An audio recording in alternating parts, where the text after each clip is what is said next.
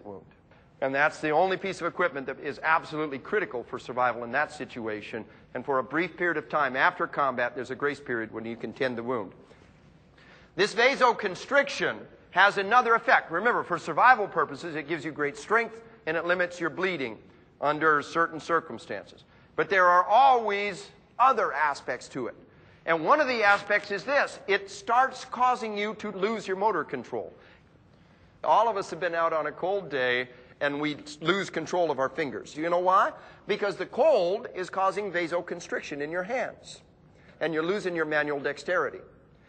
Around 115 beats per minute, that vasoconstriction becomes so severe that you begin to lose some of your fine motor skills. You can't write a report at this level. That's okay.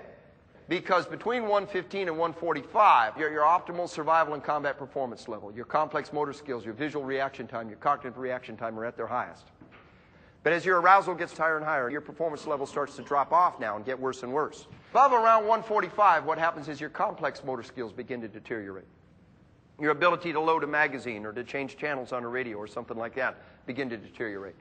Then around 175 beats per minute, somewhere roughly in that area, and getting worse as it gets higher, a set of extraordinarily powerful, catastrophic processes begin to come into play.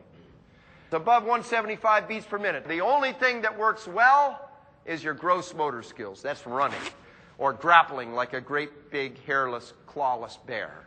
That's all we've got that works well.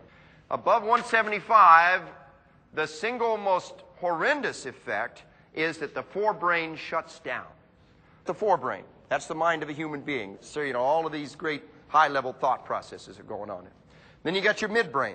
Okay, the midbrain is the mammalian brain, the limbic system, all kinds of odds and ends in there that represent that the mind of a mammal has. All mammals have in common. The function of the midbrain can be thought of as the 4 F's. And they are fight, flight, feeding, and mating. That's what the midbrain does. Under extraordinary stress, that forebrain shuts down and the midbrain takes over. The mind reaches up and hijacks the forebrain and takes over. You know that you can't have an argument or a discussion with somebody who's frightened or angry. Well, the reason why is because their forebrain is shut down. Their midbrain is in control, and you might as well be trying to argue with your dog. But what happens? Well, this cognitive processing deteriorates. You lose your peripheral vision. You experience tunnel vision. You lose your depth perception. The bad guy tends to look closer to you. The actual shape of the eye is changing because of these dynamic processes that are happening. One of the things that may happen is you can lose your near vision. Military aircraft in a cockpit has all of the instruments at about arm's length away. There's a very high probability, if they're closer than that, under extreme stress and high G's, that you won't be able to focus on them.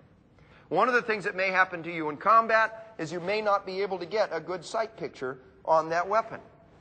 Know that that can happen, and don't let it slow you down. Take the shot. You know where that weapon is. You know what to do. As you're sitting there right now, you do not feel your shoes unless you think about it. You do not feel your waistband. You don't feel the seat of the chair against your bottom or the back against your back. Unless you focus on any one of those stimuli, your brain has tuned it out. We call that sensory gating. You have gated that out.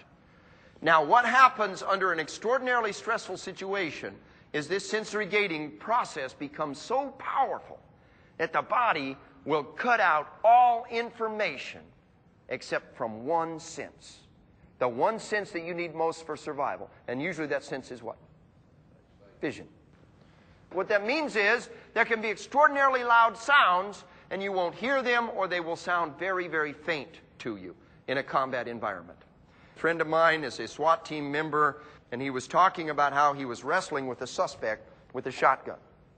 Both of them had a hand down on the trigger, and both of them had a hand on the muzzle of the shotgun. Well, he says, a lot of people talk about tunnel vision as looking through a toilet paper tube. For me, it was like looking through a soda straw. All I could see was the muzzle of that weapon dancing back and forth in front of me. That shotgun went off between our faces into the ceiling. He said, you know what astounded me? You know what stunned me so bad that I wasn't hardly able to continue to hang on to that shotgun? He says, I did not hear a sound, and afterwards my ears didn't ring. I'll tell you another story. I was just training in the Ohio Peace Academy, and one of the officers there was telling me about, he and his partner were in a shootout. This car was coming right at them, and they fire and got to leap out of the way. It was a very high stress environment. He and his partner looked at each other and said, man, we got some bad bullets. We got some bad ammo here.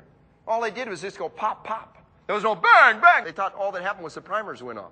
They actually took a pencil and reached inside of the barrel to see if there was a bullet lodged in the barrel because they were afraid that's what might have happened. What was happening? The auditory exclusion was happening. The brain will shut out all senses but one, the one that has the greatest value. Oftentimes when you're in night combat, there will be nothing to see. The eyes are basically partway shut down. People will talk about boom, boom, boom, how loud the sounds were, how overwhelming the sounds were. And then partway through it, they'll home in on somebody, and all of a sudden the sounds will turn off. They'll be scanning for anything, and then when they find it with that little bit of data that the eyes are taking in, then the eyes will turn on, the ears will turn off. According to Dave, auditory exclusion is almost a universal effect for officers in a firefight.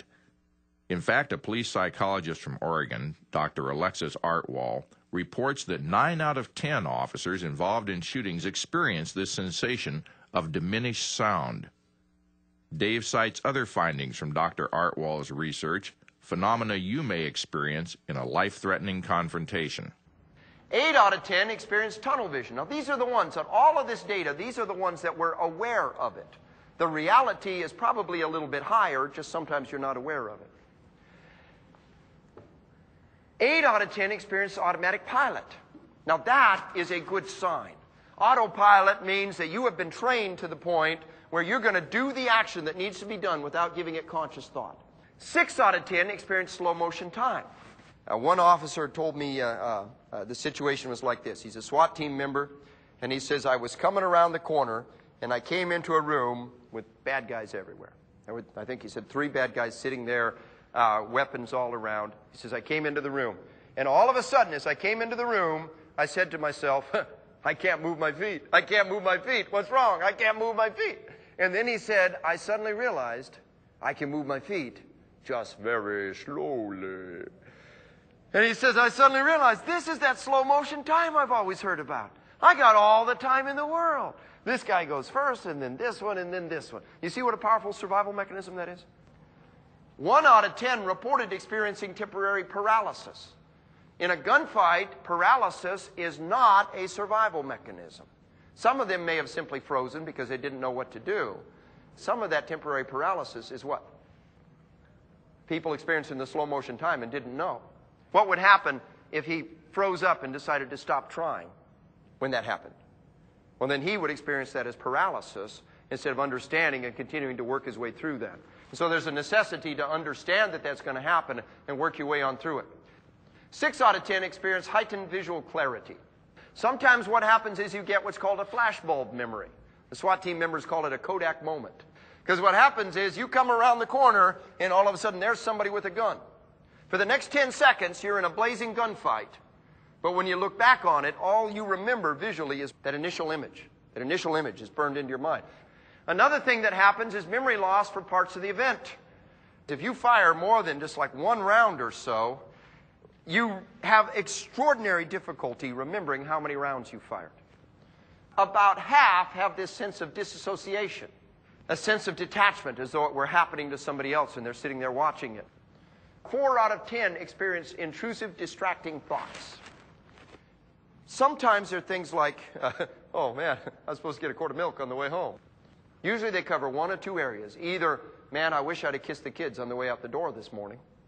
Or, God, if you get me out of this one, I promise I'll be there every Sunday from now on. All right?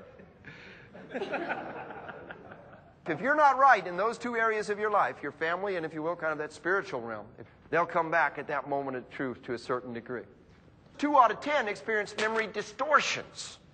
Classic example, the officer's in a gunfight. The bad guy's shooting at his partner. He sees it. He sees the bullets go into his partner. He sees the blood gush out of the wounds. He's overwhelmed with concern for his partner. They finish off firing. The bad guy's down, and he turns to his partner, and he goes to deal with the wounds. His partner is absolutely untouched. Well, what happened? The guy saw the bullets. He saw the wounds. Very often what will happen is this. In a high-stress environment, the thing that you fear the most and the thing that you roll over in your mind as a possibility becomes reality in your mind.